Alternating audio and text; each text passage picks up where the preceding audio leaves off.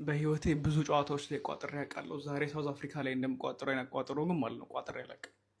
በቃ ሳውዝ አፍሪካ ብቻውን የሜክሲኮ ቲም ሳይኖር ብቻውን ስቴዲየም ውስጥ ጮት ራሱ ለስቴዲየሙ ነው ደግፉ ለስቴዲየሙ ደግፋለሁ።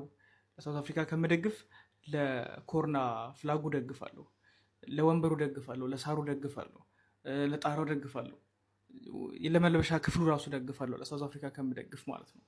ውጪ ለዓለም ዋንጫ ላይ አርሰናል ደጋፊ ይሆናለሁ፣ ለአርሰናል ቋጥራለሁ ሳውዝ አፍሪካን ከምደግፍ ማለት ነው። እና ሁላችንም ድል ለሜክሲኮ እያለን ኮሜንቱን እናጥለቅልቀው ጋይስ።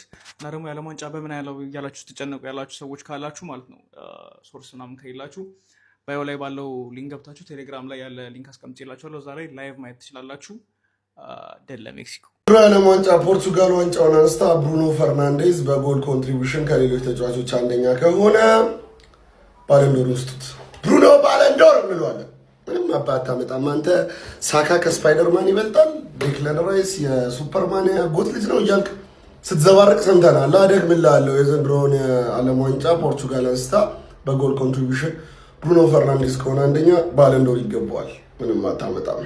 ሮናልዶ የዓለም ዋንጫ አያስፈልገውም ወይ? ባለንዶር አያስፈልገውም ወይ? እስከ መቼ ነው በኢሮ ካፕና ኔሽንስ ሊግ እየበላን የምንኖረው? እስከ መቼ? አቋማ ምን እየሰራ ነው? ሮቃማን አይመሰረትም ወይ? አቡዬ ምን እየሰራ ነው? አካውንት ተመቶበት ነው። ለምን አይሞትም? ከፈለገ አካውንቱ የኢትዮጵያ የሚያገባው ነገር አለ። ለምን ማህበር አይመሰረትም ወይ ነው ጥያቄያችን።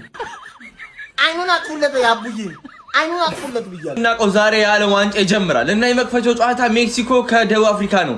2010 የዓለም ዋንጫ የመክፈቻው ጨዋታ ደቡብ አፍሪካ ከሜክሲኮ ነበር እና አሁን ሁላችንም እንደ አፍሪካዊ ቲም መደገፍ ስላለብን ለሜክሲኮ እንቋጠራለን እና ይሄን የዓለም ዋንጫ ማን ይበላዋል ብላችሁ ታስባላችሁ? ኮሜንት ላይ አስቀምጡልኝ።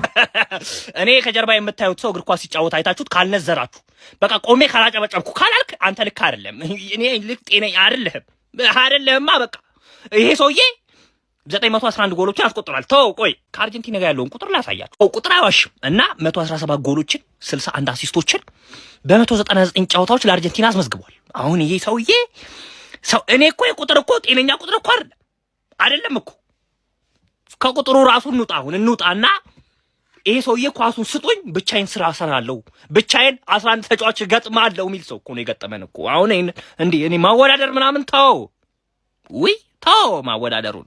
እኔ ሜሲን አይተህ ካልደነገጥክ ንዝረት ምናምን ውስጥ ካልተሰማ ወንድሜ ልክ አይደለህም። እኔ ልክ አይደለህም። እግር ኳስ እንዴት እንደምታይ ጎግል አድርግ፣ አላቅም ታየው። አሁን 6ኛ ዓለም ዋንጫውን ለማድረግ እየመጣ ነው። እንግዲህ እኔ ጓጉቻለሁ። እስካሁን እኔ ታምር ነው ያሳየን። ባለፈው ምንድነው የሚያሳየን? አሁን የሚለው እየጠበቅን ነው። እናንተ ደግሞ በዚህ ፕሮሞ ኮድ ተመዝግባችሁ 600% ቦነስ ማግኘት ትችላላችሁ ስትቀምሩ። ገባ አይደል? ቴሌግራሜ ባዮ ላይ ሊንክ አለ። ቴሌግራሜ ላይ ግባና እንዴት እንደምትመዘገቡ አለ ከቻ ሳበል ማለት እና ነገ ሜክሲኮ ከሳውዝ አፍሪካ በሚያደርጉት ጨዋታ ዓለም ዋንጫ ይጨምራል። አንተም ቀመረን አርግ ማለት ነው። እንደምወድሽ ታውቂያለሽ። አንቺን ይዤ ሙሉ ህይወቴን እየኖርኩ እገኛለሁ። ነገር ግን በጣም ጎድተሽኛል። በጣም ከረጅም ዓመታት በኋላ እድሜን በሙሉ ስጠብቅ የነበረውን ቀን ያሳየሽኝ በዚህ ዓመት ነው።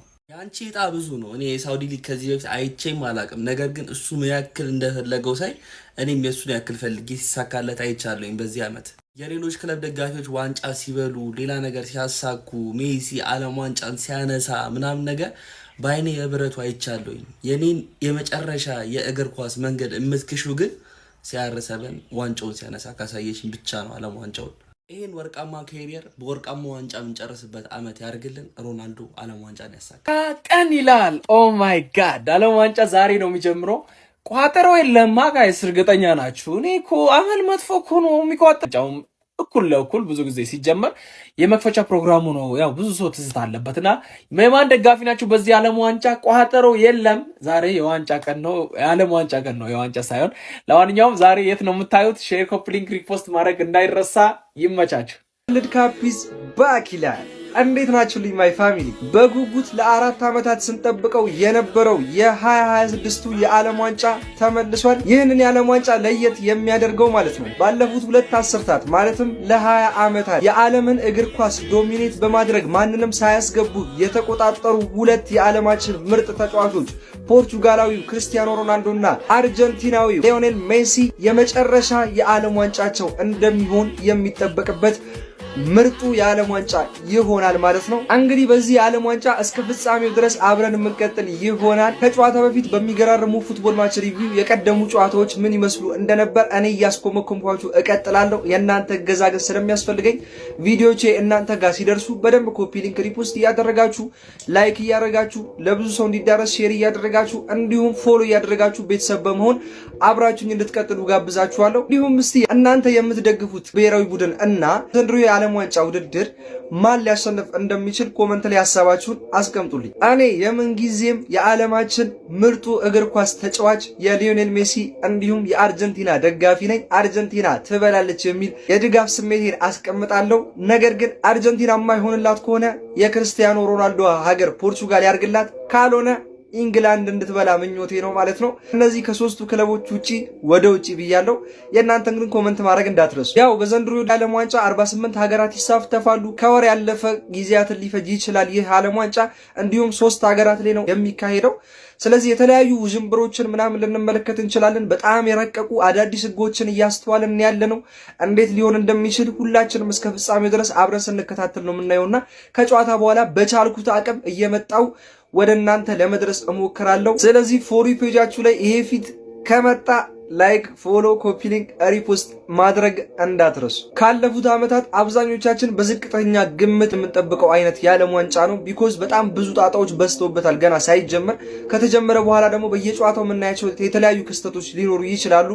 ነገር ግን የዓለም ዋንጫ ምንጊዜም የዓለም ዋንጫ ነው። በዓለማችን ላይ ባሉ ህዝቦች ዘንድ ተቀባይነቱ ምንጊዜም አይቀንስም፣ እያደገ ይመጣል እንጂ በተአምር አይቀንስም። ስለዚህ እኛም እንደምንጠብቀው ባይሆን እንኳን ወደንና ፈቅደን የምንመለከተው የዓለም ዋንጫ ይሆናል ብዬ ኤክስፔክት ያደርጋለሁ። ደሞም ያርግልን ማለት ነው። እንደምንጠብቀው ይጠናቀቅ፣ እንደምናስበው ይለቅልን። ሁላችሁም የምትደግፉት ቡድን በትልቅ ከፍታ ላይ ተመልክታችሁት ምኞታችሁ፣ ፍላጎታችሁ ይሳካላችሁ። አቦ ኤኒዌይስ ከዚህ በኋላ በዓለም ዋንጫ ለየት ባሉ ነገሮች እንገናኛለን።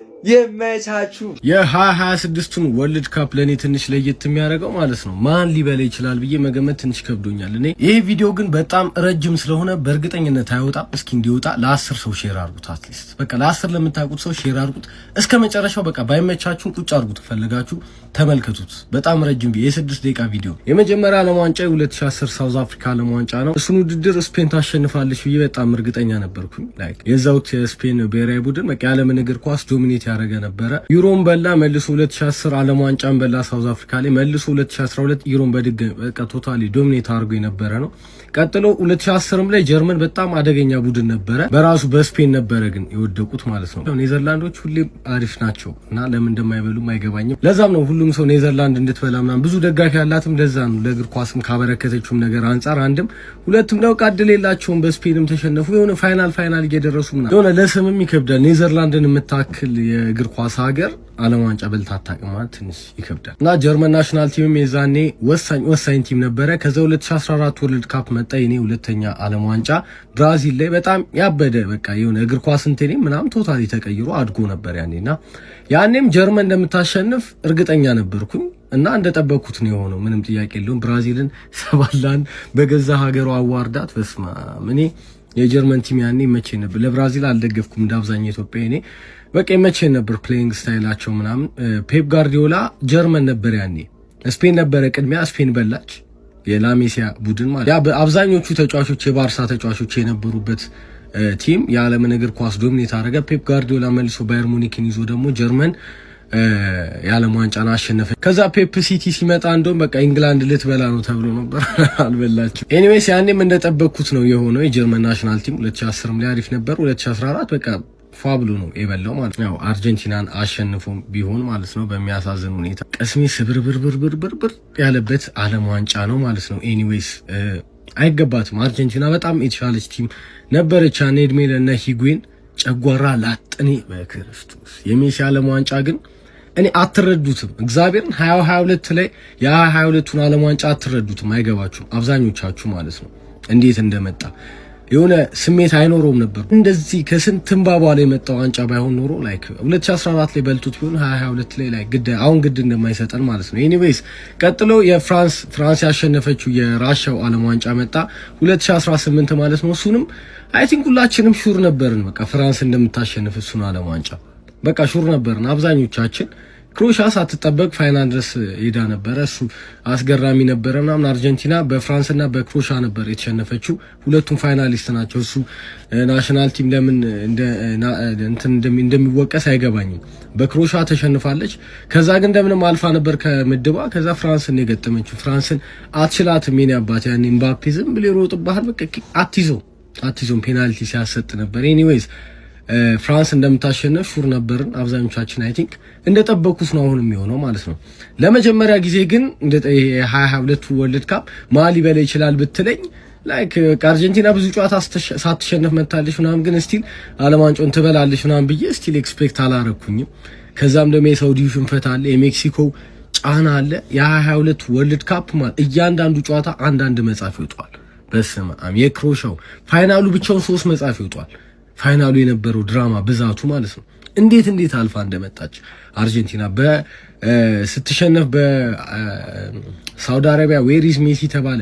ከዛ ከሜክሲኮ ጋር ያውላ ሰዓት ጎል የሚባል እንኳን ጎል በቃ ተስፋ የሚያስቆርጥ ጨዋታ ነበር ምናምን ነገር።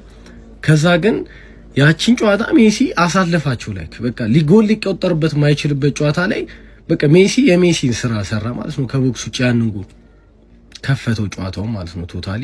ሁለተኛ ጎል ተጨምሮ ከምድብ የመውደቅ እንትኗ ወደ ሀዲዱ ተመለሰ ብሏል እንደውም የሆነ ጋዜጠኛ። የቪዲዮ ግን በጣም ረጅም ስለሆነ በደንብ ሼር አድርጉት ማለት ነው። ከዛም በኋላ የአውስትራሊያው ጨዋታ፣ ከዛም በኋላ ኖካውቶቹ እያንዳንዱ የክሮሻ ምናምን የሆነ ጠላት ስንት ማሊያ እንደለበሰ ታስታውሳላችሁ አይደል? ያልተለበሰ ማሊያ የለም። በስተመጨረሻ ፍራንስ የምትባል እንግዲህ ሴጣን አገር መጣች። በየአመቱ የፍራንሶች ፕሮጀክት እንግዲህ ለአንድ ዓለም ዋንጫ አይደለም የናባት በየ2 ዓለም ዋንጫ በእርግጠኝነት ሁሌ ነው ይበሉት የሰሩት ፕሮጀክት ለዛ ስለሆነ ማለት ሰርቷል። በትክክልም ፍራንስ ስትመጣ በቃ በጭራሽ አርጀንቲና ታሸንፋለች ብዬ ኤክስፔክት አላረኩኝ ፋይናሉን። በቃ የሆነ ልቤ እንዴት ይመታ እንደነበር እኔ አላቅም። ጤኔን የተቃወሰው በስማም ለኳስ ጸለይኩኝ ያኔ ማለት ነው። በቃ የመጨረሻውን ቀን እንዴት ብቻ ነው አላቅም። እኔ ስለሱ ዓለም ዋንጫ እንዴት እንደው ጨዋታው ሲጀምር ሌላ ታሪክ። አርጀንቲና ፍራንስን በለጠቻት። ብዙ ተጫዋቾች እኮ ፍራንስ እኮ ሳይኖሯት እኮ ነው ኢማጂን በጣም ብዙ ተጫዋቾች አልነበሯትም። እነ ካንቴ እነ ፖግባ ምናምን ያልነበሩበት አለው ብዙ ተጫዋቾች አልነበሯትም። ግን ስቲል ፍራንስ በቃ ትውልድ አላት። በቃ የሰሩት ፕሮጀክት ይሄ ነው። በጣም አስፈሪ ነው። ግን ብቻ ድራማውን ታውቁታላችሁ። ስንት ነገር አፕን አረገ። የኮሎሙዋኒ ኳስ ገብቶ ቢሆን አስባችሁታል። አበቃ ብቻ አርጀንቲና ዓለም ዋንጫውን በላች። ከዛውንም በተመሳሳይ 2026 ወርልድ ካፕን በተመሳሳይ ማሊ ሊበላ ይችላል ብትሉኝ ከባድ ነው። ፖርቹጋል የሚገርም ቡድን ነው፣ የሚገርም ስኳድ ነው። መሀል ሜዳውን አይታችሁታል ምናምን ነገር በጣም አስፈሪ ነው ማለት ነው። ኔዘርላንድም እንደምን ጊዜውም በቃ የሆነ ዘንድሮ ምናልባት እድል ሊቀናቸው ይችላል። ፍራንስ ግን ያው ሁሌም ፍራንስ ነች፣ ምንም ጥያቄ የለውም። ፍራንስ ነች። ስፔንም ደግሞ የሚገርም ቲም ነው። ላሚን ያማል አለ። ላሚን ያማል የ3 ሰው ግምት ነው። ሜሲ 5 ሰው ግምታ፣ ያማል የ3 ሰው ግምት ነው። ዝም ብለህ መነኝ፣ እኔ አትከራከረኝ። ያማልን ስትይዝ በጣም ትልቅ እንትን ነው ገብቶ። ብቻ ግን የዘንድሮን ዓለም ዋንጫ እስኪ ማሚ በላይ ይመስላችኋል? እኔ ለመገመት ከባድ ሆኖብኛል። አብዛኞቹ ለመገመት ቀላል ነበሩ ለኔ ማለት ነው። ስፔንም ስትበላ፣ ጀርመንም ስትበላ፣ ፍራንስም ስትበላ ማለት ነው ከአርጀንቲና ውጪ። የዘንድሮ ግን ማሊ በላይ ይችላል የሚለው ትንሽ ከባድ ነው። ዋንጫ ጀምሯል። ዛሬ ይጀመራል በይፋ እና በጣም ደስ የሚል ምርጥ የዓለም ዋንጫ እንደሚሆን ተስፋ አደርጋለሁ። የማ ደጋፊ ናችሁ እናንተ? በነገራችን ላይ እኔ ከድሩም ጀምሮ የአርጀንቲና ደጋፊ ነኝ። ነገር ግን ሁለተኛ ክለቤ ደግሞ እንግሊዝ ነው። ግን አሁን ስፔሻል የሆነ እንትን አለ፣ ኬዝ አለ። ምን መሰላችሁ? ኔይማርም ክርስቲያኖ ሮናልዶም የመጨረሻ ዓለም ዋንጫቸው እንደሆነ ይጠበቃል። ስለዚህ በተለይ ከሁለት አንዱ የዓለም ዋንጫውን ቢያሳኩት በግሌ ደስ ይለኛል። ምክንያቱም በእግር ኳስ ላይ በጣም ብዙ ነገር የሰሩ ሰዎች ናቸው። በተለይ ክርስቲያኖ ሮናልዶ ብዙ ነገር የሰራ ሰው ነው። አይ ነው እኔ ሜሲ ፋን ነኝ። ነገር ግን ክርስቲያኖ ሮናልዶ ይህንን የዓለም ዋንጫ አንስቶ ቢጨርስ በጣም ደስ ይለኛል እውነት ለመናገር። ለምን ካላችሁኝ በእግር ኳሱ ዓለም ላይ በጣም ትልቅ አብዮት ያስነሱ ሁለት ተጫዋቾች ናቸው ሜሲና ሮናልዶ። ስለዚህ ሁለቱም አግኝተው ቢጨርሱ በጣም ደስ ይለኛል እና ሜሲ አግኝቷል፣ ሮናልዶ ደግሞ ዘንድሮ ቢያገኝ በጣም ደስ ይለኛል ማለት ነው።